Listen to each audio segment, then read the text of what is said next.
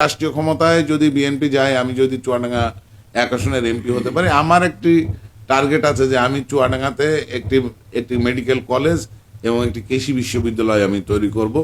এবং শিক্ষার বিষয়টা আমি স্পেশালি আমি দেখব যে আসলে এখানে আমাদের এই আলমডাঙ্গা কুমারীতে একটা ভেটেনারি একটা ইয়ে আছে, আসলে ওইটার কোনো মূল্যায়ন নাই। ওটা বাংলাদেশের ভিতরে 2টা আছে, একটা ব্রাহ্মণবাড়ি আর একটা হলো আরজিতে।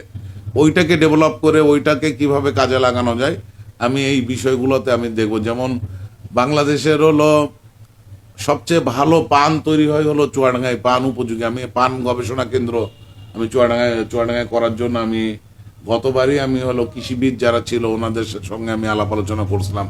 ওনারা হলো জাপানে কথা বলছিল।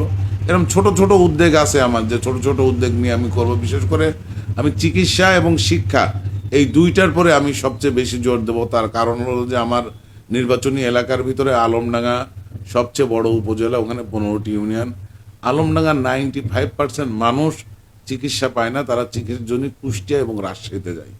তারা কুষ্টিয়া এবং রাজশাহীতে যায়। আমি চাই যে আমার জেলার মানুষ, আমার উপজেলার মানুষ, আমার উপজেলাতেই একটি ভালো একটি একটি চিকিৎসা কেন্দ্র তৈরি হোক এবং সেখান থেকে চিকিৎসা নিক, যেন উপজেলা এবং থানা আমাদের জেলার বাইরে যাতে কোনো চিকিৎসা নেওয়ার জন্য যাওয়া না লাগে। সেই জন্য আমার আমার চেষ্টা প্রক্রিয়া থাকবে।